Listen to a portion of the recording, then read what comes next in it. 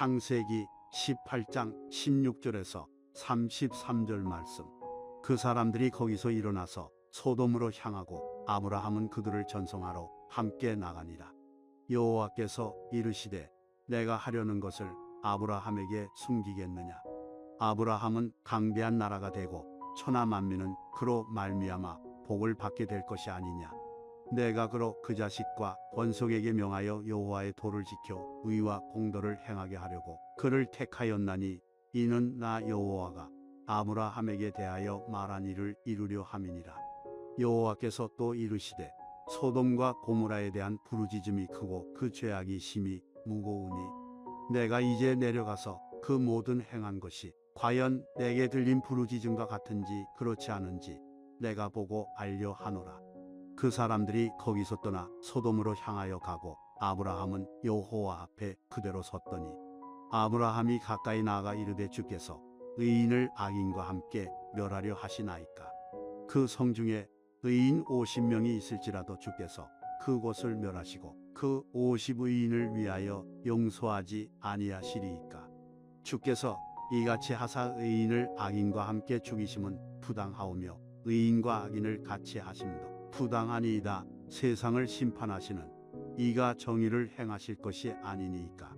여호와께서 이르시되 내가 만일 소돔 성읍 가운데에서 의인 50명을 찾으면 그들을 위하여 온 지옥을 용서하리라. 아브라함이 대답하여 이르되 나는 기끌이나 재와 같사오나 감히 주께 아뢰나이다. 50의인 중에 5명이 부족하다면 그 5명이 부족함으로 말미암아 온 성읍을 멸하시리이까. 이르시되 내가 거기서 45명을 찾으면 멸하지 아니하리라. 아브라함이 또 아뢰어 이르되 거기서 40명을 찾으시면 어찌 하려 하시나이까. 이르시되 40명으로 말미암아 멸하지 아니하리라. 아브라함이 이르되 내 주여 노하지 마시옵고 말씀하게 하옵소서. 거기서 30명을 찾으시면 어찌 하려 하시나이까. 이르시되 내가 거기서 30명을 찾으면 그리하지 아니하리라. 아브라함이 또 이르되 내가 감히 내 주께 아뢰나이다. 거기서 20명을 찾으시면 어찌 하려 하시나이까. 이르시되 내가 20명으로 말미암아 그리하지 아니하리라. 아브라함이 또 이르되 주는 노하지 마옵소서. 내가 이번만도 아뢰리이다. 거기서 10명을 찾으시면 어찌 하려 하시나이까. 이르시되 내가 10명으로 말미암아 멸하지 아니하리라. 여호와께서 아브라함과 말씀을 마치시고 가시니 아브라함도 자기 곳으로 돌아갔더라. 아멘. 오늘 우리가 창세기 18장 16절에서 33절 말씀을 읽었는데 그 앞절이지요. 이 1절부터 15절 이 앞절 말씀은 지난 금요 기도 시간에 함께 말씀을 나누면서 은혜를 받았습니다. 1절부터 15절 다시 한번 잠깐 소개하면 그 내용이 이렇습니다. 무덥게 태양빛이 내려지는 어느 날 오후였습니다. 아브라함도 더위에 지쳐 문설주에 몸을 이렇게 기대고 앉아 있는데 세 사람이 아브라함 앞에 이렇게 서 있는 겁니다. 아브라함은 이들이 나그네인 줄 알고 강권하여 이렇게 더운데 먼 길까지 이 황량한 광야를 거쳐 어떻게 여기까지 오셨냐? 당신 집으로 강권하여 초청합니다. 우리 집에서 쉬었다 가시지요. 아이 괜찮습니다. 아니에요. 쉬었다 가시지요.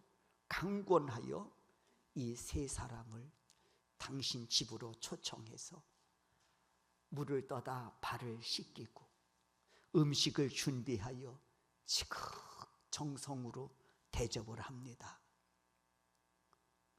그런데 이 대접이 실상은 하나님을 영접한 게 됐고 두 천사를 대접하게 된 겁니다. 이에 하나님께서 극진한 대접을 받고 나신 후에 그 식탁에서 그 가정을 향해 예언을 하십니다. 내년 이맘때쯤 내가 다시 이 집을 방문할 터인데 그때는 내 아내 사라에게 아들이 있으리라. 이삭 출생에 대한 예언이지요. 여러분, 이 가정에 이보다 더 큰 기쁨이 또 어디 있겠습니까? 그런데 당사자인 사라의 반응입니다.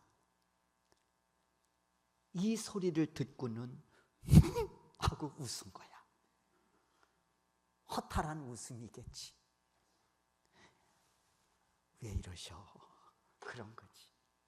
이유는 분명합니다. 내가 노쇠하였고 내 주인도 늙었는데 내게 무슨 즐거움이 있겠냐라는 겁니다. 그러자 하나님이 말씀하십니다. 창세기 18장 14절이에요. 다 같이 한번 읽겠습니다. 여호와께서 능하지 못한 일이 있겠느냐. 여호와께서 능하지 못한 일이 있겠느냐. 이에 아브라함과 사라는 그제서야 자신들이 모시고 대접해드린 분들이 하나님이시고 두 천사였다는 것을 알게 됩니다. 그리고 소돔 성으로 출발하는 이들을 전송하러 나왔다가 또 한 번 놀라운 말씀을 듣게 됩니다. 오늘 설교 제목이기도 한 창세기 18장 17절의 말씀입니다. 여호와께서 이르시되 내가 하려는 것을 아브라함에게 숨기겠느냐 하시면서 18절 이하에 숨기지 않고 아브라함에게 주시는 그 메시지들이 이하에 기록되어져 있습니다. 그러니까 앞절에서 이삭의 출생과 더불어서 주시는 말하자면 예언의 말씀이지요. 하나는 뭐냐? 제가 성경을 본문을 읽으면서 강조한 내용이기도 합니다. 너와 네 후손으로 인하여 세워질 나라는 강대할 것이다. 지금 아브라함은 자식도 없습니다. 다만 언약을 받았을진데 내년 이맘때쯤 너희 품 안에 아들이 있을 것이다. 이 말씀을 하시면서 이어서 주시는 예언이 뭔고 하니 그 후손으로 인하여 세워질 나라는 강대할 것이며 천하 만민이 이로 인하여 복을 받게 될 터인데 그 다음에 중요한 거예요. 이 과정에서 하나님의 공의와 정의가 실현될 것이라고 말씀하고 있는 겁니다. 너희들에게 내년에 자식을 품에 안을 것이다. 그 자식을 통해서 강대한 나라가 이루어질 것이며 천하 만민이 복을 받게 될 터인데 이 과정을 통해서 하나님의 공의와 하나님의 정의가 이 땅에 실현될 것이니라. 그리고 이어지는 말씀이 있습니다. 소돔과 고모라 성에서 발생하는 죄악이 너무 크므로 내가 가서 감찰하겠다. 살펴보겠다. 이 말은 무슨 말인고 하니 소돔과 고모라 성을 불로 심판하시겠다는 말씀이 이렇게 우회적으로 아브라함에게 밝히고 계신 거예요. 그러면서 여호와 하나님께서 이르시기를 내 어찌 하려는 것을 너에게 숨기겠느냐 말씀한 겁니다. 이렇게 하나님은 아브라함을 마치 친구 대하듯 비밀을 다 알려주고 계신 거예요. 내년 이맘때쯤 너희 부모는 자식을 품에 안을 것이다. 그 자식은 강대한 나라를 이룰 것이며 천하 만민이 복을 받게 될 것이다. 그러면서 이 과정에서 하나님의 공의와 정의가 이 땅에 실현될 것이니라. 그리고 이어지는 말씀, 소돔과 고모라 성을 내가 유황불로 멸할 것이다. 그러면서 내 어찌 하려는 것을 너에게 숨기겠냐 말씀하고 있는 겁니다. 이에 아브라함은 소돔과 고모라 성을 불로 멸하신다는 소리를 듣고 깜짝 놀란 거죠. 그리고는 중보 기도에 들어갑니다. 소돔과 고모라 성을 품에 품고 기도합니다. 창세기 18장 23절에서 24절이에요. 이제 기도가 시작되는 거예요. 어떻게 시작하고 있는지 함께 우리가 읽습니다. 23절과 24절입니다. 읽겠습니다. 아브라함이 가까이 나가 이르되 주께서 의인을 악인과 함께 멸하러 하시나이까? 그 성중에 의인 50명이 있을지라도 주께서 그곳을 멸하시고 그 50의인을 위하여 용서하지 아니하시리까? 이에 하나님이 응답하십니다. 뭐라고 응답하실까요? 26절입니다. 읽겠습니다. 여호와께서 이르시되 내가 만일 소돔 성읍 가운데서 의인 50명을 찾으면 그를 위하여 온 지역을 용서하리라. 이게 하나님의 공의, 이것이 하나님의 의죠. 죄에 대해서는 심판하시지만 의인을 위해서는 하나님이 또 품으시는 사랑. 여러분, 오늘 이 본문에 50명만 찾아도 그 지역을 용서하겠다고 말씀합니다. 이 말은 무슨 의미가 있을까요? 소돔 성에 의인 50명이 있다는 말씀이에요? 없다는 말씀이에요? 없다는 거예요. 그러자 아브라함의 중보 기도는 계속됩니다. 하나님, 45명은요? 없어요? 그러면 하나님, 30명은요? 없어요? 그러면 하나님, 20명은요? 20명도 없는 거예요? 그러면 하나님, 이번만 더 아래입니다. 10명은요? 10명 찾으면 어찌하려 하시나이까? 이에 하나님이 말씀하십니다. 32절이에요. 내가 10명으로 말미암아 멸하지 아니하리라. 이 말씀을 들은 아브라함은 기도를 마칩니다.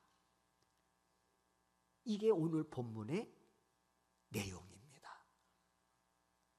여러분, 오늘 우리가 이 본문에서 만나는 하나님은 어떤 하나님이시냐라는 거죠. 오늘 본문에서 만나는 하나님은 어떤 하나님이신가? 하나님은 1절에서 15절 말씀을 잠깐 요약해서 드렸듯이 식탁에서 이삭의 출생을 약속하십니다. 이 약속은 20여 년 전에 주신 말씀이기도 해요. 내년 이맘때쯤 1년 후에 아브람과 사라는 아들을 품습니다. 1년 후에. 그 1년 후가 아브라함에게는 100세가 되던 해입니다. 그러니까 지금은 99살이야. 이삭이 아브라함이 몇 세 때에 갈대아 우르에서 부름받았습니까? 75세라. 그러니까 지금 그 언약을 받고 난 이후 24년이 흐른 거예요.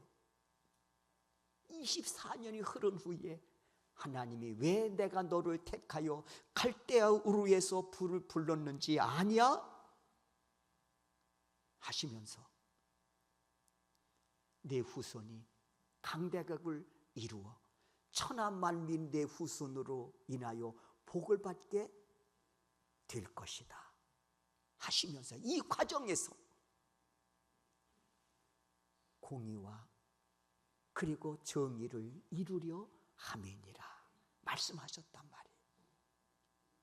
그리고 24년이 흐른 지금 하나님은 그 언약을 기억하시고 내년에 너희들이 후손을 품에 안을 것이다 말씀하고 있는 거예요. 여기서 우리는 어떤 하나님을 만나냐 말이에요. 첫째는 말씀하신 바 반드시 언약을 성취하시는 하나님이시란 말이에요. 하나님은 말씀하신 바에 대해서 공수표를 날리시는 분이 아니에요. 반드시 그 언약을 성취하시는, 그 언약을 성실하게 이행하시는 하나님이시라는 겁니다. 이에 대해서 민수기 23장 19절을 통해서 또 이렇게 말씀합니다. 다 같이 한번 우리가 민수기 23장 19절 말씀을 읽습니다. 하나님은 사람이 아니시니 거짓말을 하지 않으시고 인생이 아니시니 후회가 없으시도다. 어찌 그 말씀하신 바를 행하지 않으시며 하신 말씀을 실행하지 않으시랴. 그렇습니다. 하나님은 말씀하신 바 그 언약을 실행하심에 있어서 틀림없이 이행하시는 신실하신 하나님이십니다. 그 가운데 하나님이 보증수표로 하나님이 내놓으신 분이 있습니다. 언약에 대해서 내가 신실하게 이행하마 그러면서 보증수표로 하나님이 내어놓으신 분이 있는데 바로 그분이 예수 그리스도이십니다.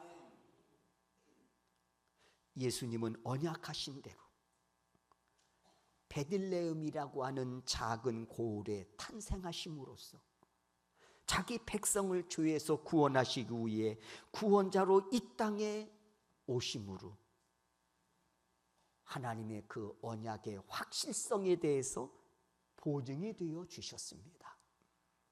이뿐만이 아닙니다. 언약하신 대로 속죄의 양으로 십자가에 달려 죽으심으로 우리의 죄값을 치루어 주셨습니다. 이를 통해서 예수님은 언약의 보증이 되어 주신 분입니다. 그리고 언약하신 대로 이를 믿는 자들에게 죄사함과 더불어서 자녀 삼으시고 천국 백성 삼아주심에 하나님은 예수 그리스도를 언약의 보증수표로 우리에게 보내주셨다 말입니다. 이렇게 죄사함의 은혜와 구원의 은혜를 주신 그 예수님 부활 승천하시면서 또 다시 귀하고 소중한 약속의 말씀을 주셨습니다. 언약의 보증수표가 되신 그 예수님 죄사함과 구원의 역사를 이루신 이후에 부활 승천하시면서 우리에게 또다시 귀한 언약을 주셨단 말이에요. 그 언약이 뭡니까? 다시 오마. 다시 오마.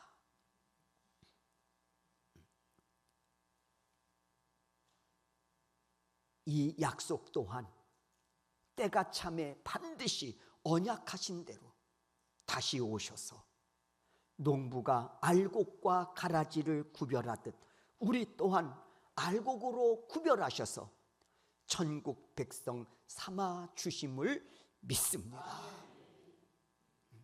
다시 오마. 그날과 그 시는 우리가 알 수 없지만 그 언약을 신실하게 이행해 주실 줄로 믿고 그날을 준비하며 오늘을 살아가는 믿음의 사람이 되어야 할 줄로 믿습니다. 두 번째 드리고 싶은 말씀이 있습니다.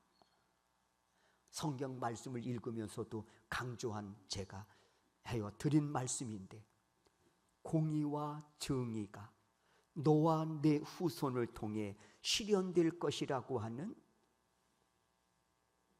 말씀을 주신 하나님을 만나게 됩니다. 하나님이 아브라함에게 말씀하십니다. 아브라함아, 내가 왜 너를 갈대아 우르에서 불렀는지 아냐? 네 후손을 번성케 함으로 천하 만민이 복을 받게 될 것이니라. 이 과정에서 내 공의와 정의가 드러나게 될 것이니라. 지금 이 말씀을 주고 계신 겁니다. 그게 19절의 말씀이에요. 다 같이 한번 19절 말씀을 우리가 읽겠습니다.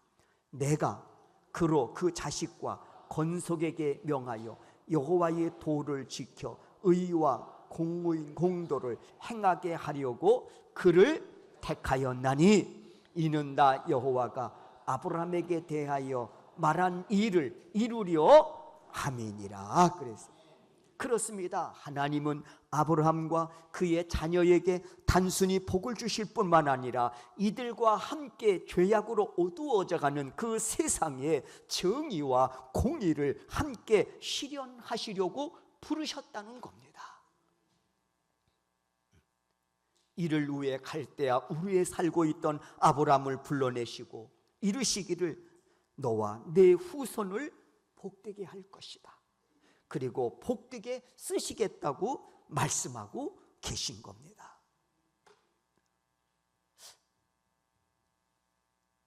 이는 모세를 통해서도 그대로 드러납니다.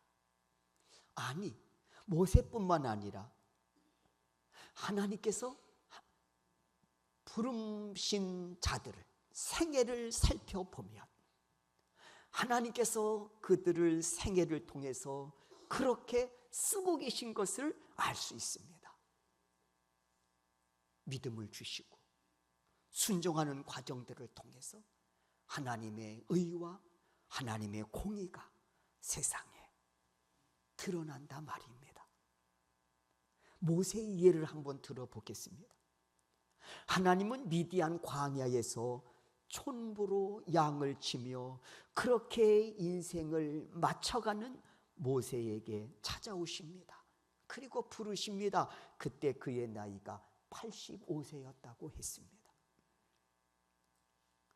하나님의 부르심을 받은 모세, 그 순간이 사실은 은총의 순간입니다. 정말 복되고 복된 순간이라는 것이죠. 하나님 모세에게 부르시며 말씀합니다. 너는 애굽에서 바로의 학정 아래 노예의 신분으로 고통당하고 있는 백성들을 이끌고 약속의 땅으로 가라. 참으로 엄청난 사명을 받습니다. 그 순간부터 모세는 출애굽한 백성들과 함께 광야 40여 년 여정이 시작이 됩니다. 그리고 하나님은 이 여정을 통해서 하나님의 공의와 하나님의 그 정의를 세상에 드러내십니다. 모세를 사용하심으로 말입니다. 그러니까 모세의 사명은 단순히 이스라엘 백성들을 약속의 땅으로 인도하는 것뿐만 아니라 그 40여 년 광야의 여정을 통해서 하나님의 그 정의와 하나님의 공의를 세상에 드러나게 하는 그런 시간들로 열어가고 있다고 하는 겁니다. 어떻게 사용하시는지 한번 보시지요. 어떻게 하나님의 모세를 통해서 세상의 정의와 공의를 드러내게 하시는지를 한번 우리가 살펴보겠습니다. 출애굽기 32장이에요. 출애굽기 32장은 모세가 시내산에 오릅니다. 그리고 그 시내산에서 하나님께로부터 십계명을 받는 과정들이 이어지는데 이 시간이 길어지는 거예요. 밑에서 기다리는 백성들의 생각에는 왜 이렇게 시간이 길어지는 거야? 왜 이렇게 모세가 빨리 산에서 내려오지 않는 거야? 백성들은 조급함과 불안한 마음을 어찌하지 못하고 아론을 찾아갑니다. 그리고 아론에게 졸라대기 시작하는 거예요. 언제까지 우리가 모세를 기다려야 되냐? 불안해 죽겠다. 그러니 우리 손으로 하나님을 만들자 이러면서 금송아지를 만들어내는 겁니다. 그리고는 그 금송아지가 우리를 애굽에서 인도해낸 신이라 하면서 그 앞에서 제사하면서 먹고 마시고 춤을 춰댑니다. 그 금송아지가 하나님이래요. 그 금송아지가 우리를 애굽에서 이끌어낸 신이랍니다. 그 앞에서 제사하고 그 앞에서 먹고 마시고 춤을 추고 하나님이 이렇게 내려다 보시니까 한심하기 짝이 없는 거예요. 괘씸하기 짝이 없는 거예요. 인하여 하나님께서 모세에게 말씀하십니다. 이 백성을 보니 목이 뻣뻣한 백성이로다. 교만하기 그지없다는 이야기예요. 그런즉 내가 하는 대로 내버려 둬라. 내가 하는 대로 내버려 둬라. 내가 그들에게 진노하여 그들을 진멸하고 너를 더 큰 나라가 되게 하리라. 이 백성을 내가 쓸어버리고 너하고 다시 시작하려고 한다. 그 말이거든. 이에 모세의 중보기도가 시작이 되는 거예요. 모세의 중보기도가 아브라함이 소돔과 고모라 성을 불러 멸하시겠다고 하는 하나님의 말씀을 듣고 중보기도가 시작되었듯이 모세 역시 금송아지 이 사건을 통해서 하나님의 진노를 삼으로 하나님이 이 백성을 쓸어버리시겠다고 하니까, 그리고 너와 다시 시작하겠다고 말씀하니 모세가 범죄한 이스라엘 백성들을 가슴에 끌어안고 하나님 앞에 나아가 중보기도를 시작하는 거예요.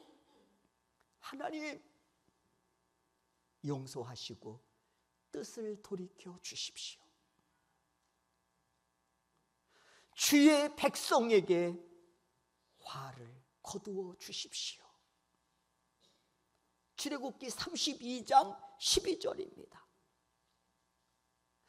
그러면서 모세는 하나님 앞에서 의와 공의를 행하기 시작합니다. 단순히 기도만 하는 게 아니라 하나님의 의를 드러내고 하나님의 공의를 드러내기 시작하는 거예요. 어떻게? 32장을 보면 이들이 만든 금송아지를 가져다가 불살라 부수어 버립니다. 그리고 가루로 만드는 거예요. 금송아지를 불태우고 가루로 만들어 거기에 물을 뿌려 이스라엘 자손들에게 마시게 합니다. 마셔라. 무슨 뜻일까요? 마시면 어떻게 되겠어요? 배설물로 나오겠죠. 똥이요, 똥. 니들이 우상 숭배한 짓거리가 뭔지 봐라. 이놈들아, 똥이다 이놈아. 그리고는 아론을 불러다가 책망합니다. 모세가 비었을 때 책임자거든. 아론도 제사장이에요. 불러다가 책망합니다. 이들을 어떻게 관리했기에 이들을 이 지경으로 만들어 놨냐 말이에요. 이런 큰 죄를 짓게 하여 하나님 앞에서 방자한 짓거리로 멸할 백성으로 전락시켜 버렸냐. 그러면서 아론을 책망하는 거예요. 어떻게 관리했냐 말이에요. 그러면서 모세가 백성들을 향해 말합니다. 여호와 편에 있는 자는 다 내게로 나오라. 이렇게 명하니까 레위 자손들이 다 그에게로 나왔다고 했습니다. 이에 모세는 이 레위 자손들에게 명하지요. 너희는 허리에 칼을 차라. 그리고 이 문에서 저 문까지 왕래하면서 우상 숭배에 관련된 자들을 처단하라. 죄는 심판이란 말이에요. 이게 하나님의 의고, 이게 하나님의 공의란 말이에요. 하나님의 모세를 통해서 하나님의 의, 하나님의 공의를 지금 보여주고 계신 거예요. 죄는 심판, 뒤따를 수밖에 없다는 거예요. 그래서 이날 죽은 자들이 3,000명이나 되었더라 그랬습니다. 하나님의 정의와 공의가 실현되는 순간이에요. 그리고 그 중심에 누구를 사용하고 계신 겁니까? 모세입니다.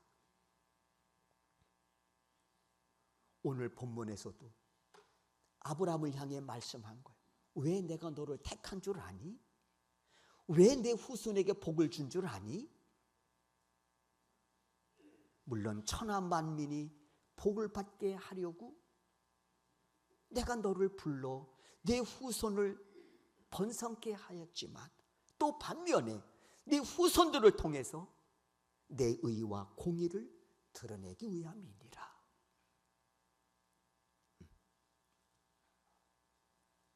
지금 모세가 우상 숭배하는 자들을 처단하는 이 사건을 통해서 하나님의 정의와 공의가 실현되는 순간이에요. 그리고 그 중심에 하나님의 모세를 쓰고 계시단 말이죠. 이에 모세 다시 여호와 앞으로 나아갑니다. 공의와 의를 실현한 이후에 다시 하나님 앞으로 나가는 거예요. 그리고 다시 중보 기도가 시작이 됩니다. 거기에 핵심은 뭐냐? 사죄의 은총을 구하는 거예요. 그게 출애굽기 32장 31절과 32절의 말씀입니다. 다 같이 한번 이 말씀을 읽겠습니다. 읽습니다. 모세가 여호와께로 다시 나아가 여짜오되 슬프도소이다. 이 백성이 자기들을 위하여 금신을 만들어 싸우니 큰 죄를 범하였나이다. 32절. 그러나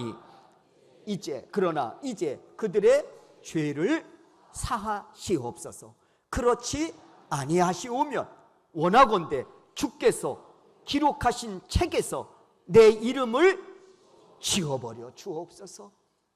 여러분, 이 모세의 중보 기도에서 무엇이 보입니까? 두 가지입니다. 하나는 백성들의 죄에 대한 책임을 자신에게 돌려달라는 모세의 마음입니다. 이 백성이 죄를 지어 하나님 앞에 진노의 대상이 될 수밖에 없었던 것은 하나님, 첫째는 제 책임입니다. 그리고 또 하나 모세의 마음을 읽게 됩니다. 그래도 멸하시려면 먼저 저를 멸해 주십시오. 생명록에서 내 이름을 지워 주십시오. 모세의 마음이 보이지요. 어떤 마음이에요? 백성들을 사랑함에 있어 지극히 사랑하는 마음입니다. 자기 이름을 생명책에서 지워달라고 할 만큼 말이에요. 모세의 기도를 다시 한번 보십시오. 이 백성들의 죄를 용서해 주십시오. 불가하시면 먼저 제 이름을 생명책에서 지워버려 주십시오. 용서가 안 되신다면 먼저 저를 벌해달라는 얘기. 두 가지 마음을 읽는단 말이에요. 하나는 책임을 저에게 먼저 물어주십시오. 두 번째는 지극히 백성을 사랑하고 있는 모세의 마음이란 말이에요. 여러분, 지금도 세상을 향해서 정의와 공의가 외쳐지고 있습니다. 공의로워야 된다.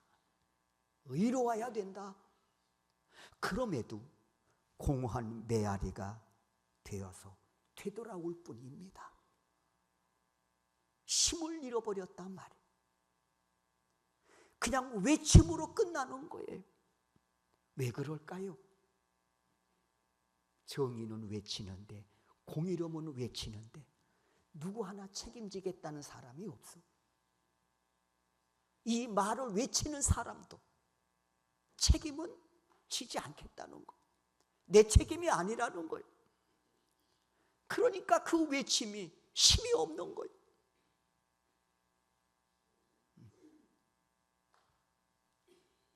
하나님의 공의와 하나님의 정의가 작동되고 있지 않는 겁니다. 책임질 사람이 없어. 또 하나는 정의와 공의는 외치지만 사랑이 실종된 거예요. 위로 하나님의 사랑, 수평적으로 이웃 사랑 실종됐어. 책임도 지지 않고 사랑도 없는 공의, 정의 외침은 그냥 공허한 메아리뿐이라는 거예요.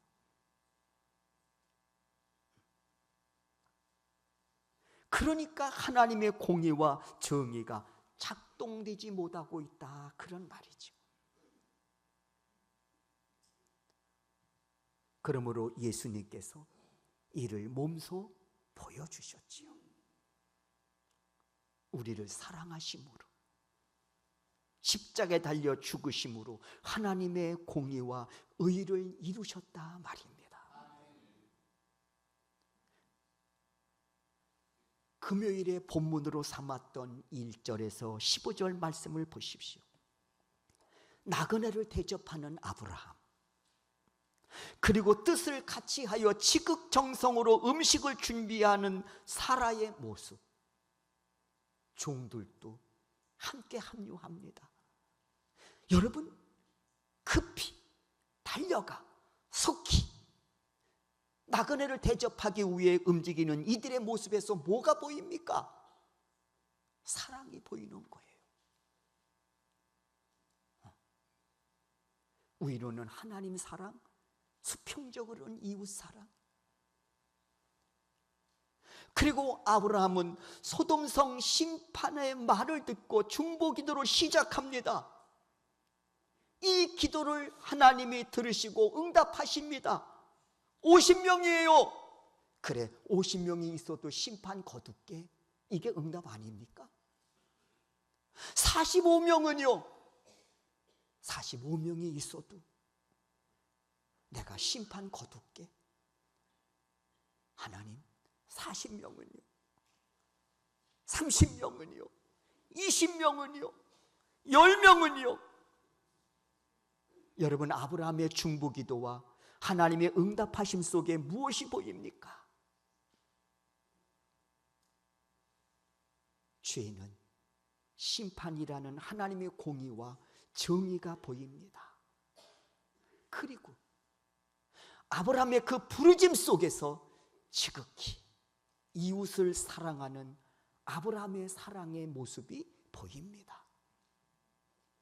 50명은요, 45명은요, 40명은요, 30명은요, 20명은요, 10명은요, 아브라함의 사랑입니다.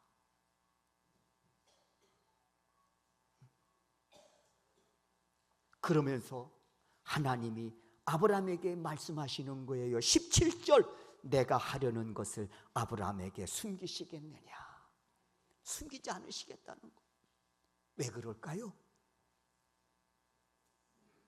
아브라함의 이 뜻이 하나님의 뜻이기 때문에 그런 거예요. 정말 50명만 있어도 소돔성을 멸하고 싶지 않는 게 하나님의 심정이야. 45명만 있어도, 30명만 있어도, 20명만 있어도, 10명만 있어도 이게 아브라함의 마음이지만 사실 이 마음은 누구의 마음이냐? 하나님의 마음이에요. 여러분, 친구지간에 비밀이 없다고 이야기하죠. 중요한 이유는 뭐냐? 서로 뜻이 맞기 때문에. 뜻이 틀리면 친구가 아니라 그 이상이라도요, 속에 있는 거 털어놓지 않아요. 비밀이 없다는 말은 서로 뜻이 맞는다는 거. 하나님이 아브라함을 향해 말씀합니다. 내가 어찌 하려는 것을 너에게 숨기겠냐? 아브라함이 하나님의 마음을 갖고 있던 거예요. 그래서 그와 함께 생명의 역사를 이루어 가시기를 원하시는 거예요. 너무 잘 맞으니까. 여러분, 이 세상도 마찬가지 아닙니까? 누구와 함께 하고 싶으신가요? 누구를 친구 삼고 싶을까요? 누구를 동역자로 세우고 싶을까요? 뜻이 맞아야 되는 거예요. 그 사람의 능력을 보는 게 아니에요. 첫째는 뭐냐? 뜻이 맞는 거. 아무리 능력이 탁월하더라도 뜻이 다르면 함께 가기가 어려운 겁니다. 안 그렇습니까, 여러분? 아브라함이 부족한 게 많죠. 기근 들었다고 애굽으로 내려가는가 하며, 내려가서 하는 짓거리가 자기 아내를 누이라고 해서 궁궐의 바로 왕의 아내로 들여보내는가 하며, 이건 아니잖아. 그런데도 하나님이 아브라함을 향해 말씀하는 거예요. 내가 너한테 하려는 것을 숨기겠냐? 중요한 게 있어요. 뜻이. 여러분, 창조 사역에서 하나님께서 인간을 창조하실 때 특별하게 창조하셨습니다. 당신의 모양과 당신의 형상대로 우리를 창조하셨다고 그래서 형상대로, 형상이라는 원문의 뜻은 복사판, 닮은 꼴, 그런 뜻입니다. 하나님께 닮은 꼴로 우리를 창조하셨습니다. 하나님의 DNA가 내 안에 DNA가 되어 흐르고 있다는 거예요. 하나님의 DNA가 뭡니까? 거룩함입니다. 때문에 우리가 하나님의 형상대로 창조되었다는 말은 내 안에 하나님의 거룩한 DNA가 흐르고 있다는 겁니다. 하나님의 DNA가 뭡니까? 완전하십니다. 완전함이에요. 내 안에 하나님의 형상대로 지음받았으므로 내 안에도 하나님의 DNA, 그 완전한 그 DNA가 흐르고 있다는 거예요. 하나님은 사랑이시죠. 하나님의 그 사랑의 DNA가 내 안에도 흐르고 있단 말입니다. 거룩함, 완전함으로 행할 것이 있습니다. 하나님의 의를 이루는 거예요. 하나님의 공의를 세우는 겁니다. 무엇으로? 거룩함으로, 완전함으로. 그리고 또 하나, 사랑의 DNA로 이웃을 내는 것 같이 사랑하는 겁니다.